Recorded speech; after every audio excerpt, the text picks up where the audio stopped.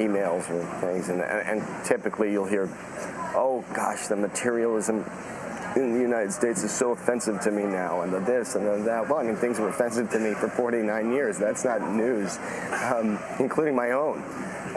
But you know, there's a lot to be said for a life well lived as a thing to aspire to.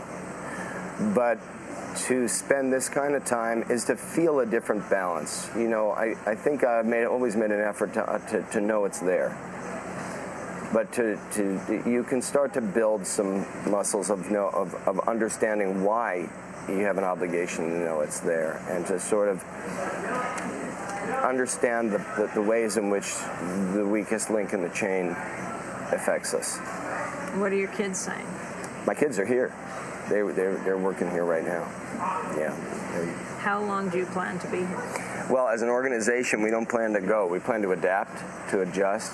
I think our next major new push is going to be in the rubble removal and working with partners to get people returned into neighborhoods, and to, again, work with partners and take camp management into kind of the offering of community management and advocacy, but more and more, but not in extremely short term, demanding independence, demanding, you know, be empowered, you know, for every, and they're few and far between. Neglectful parent, there's a kid that you're neglecting if you say, well, if you're not going to stand up for yourself, I'm not going to stand up for you. But there's somebody shorter there also. So right now you've got to have established at least some kind of relative ability for the culture as at large, which is so strong, which is so committed to their families, which is so willing to work hard. Make it possible before you back off of those efforts. And then, you know, whether you're focusing on trying to help fund a teaching hospital, whatever it is that the future brings here for this organization. For me personally, there was a time at which you're not as productive as you once were, and I saw that time coming. And so, and it doesn't mean you go away forever. It means you take a break.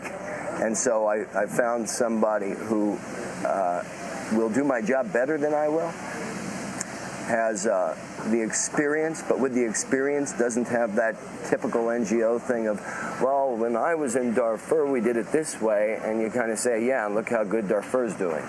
You know, this is an NGO that was born in Haiti, and in some ways we have an advantage that way.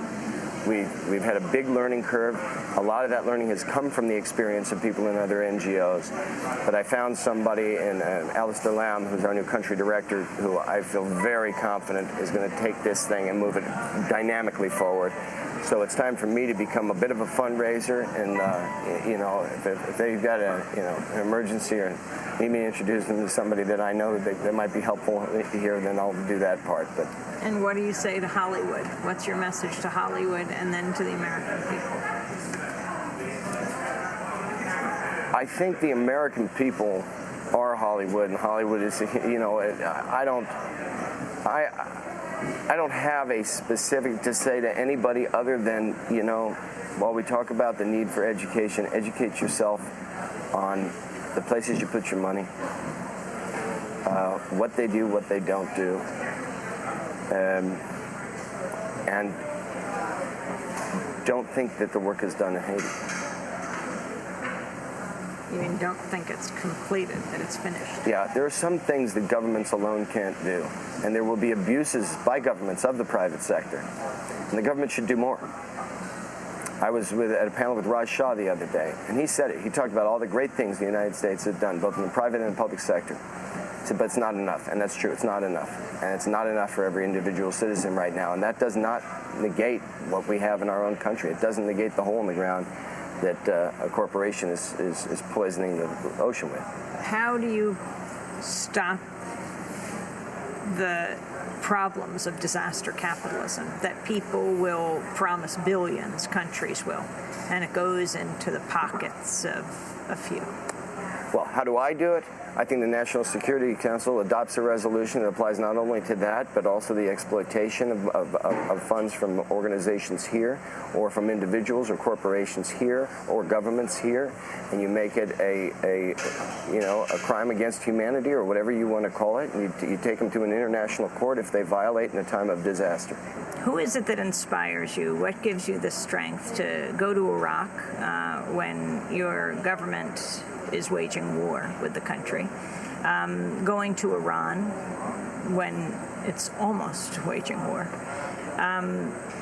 dealing with New Orleans after Katrina, now being here in Haiti, not coming down for a photo op, but living here for month after month and running this camp? Well, you know, the place that rings out to me,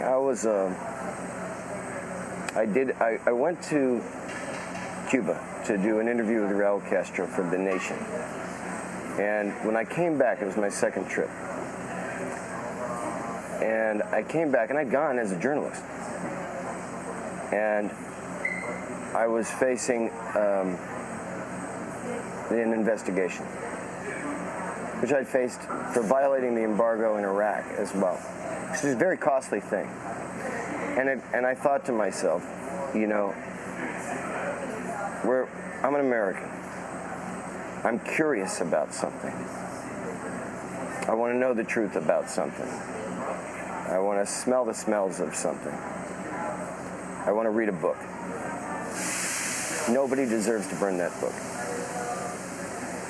And my father was a guy who was a bombardier and a tail gunner in World War II doing low-altitude bombings over major cities in Germany, principally Berlin. And they had a 7-mission life expectancy, and his unit broke the record with 37 missions. He came back with a chest full of well-deserved medals, and within 5 years was told by his country that he was a communist and he couldn't have a job in the United States. He was never bitter. He saw it as a phase. He always believed in the United States.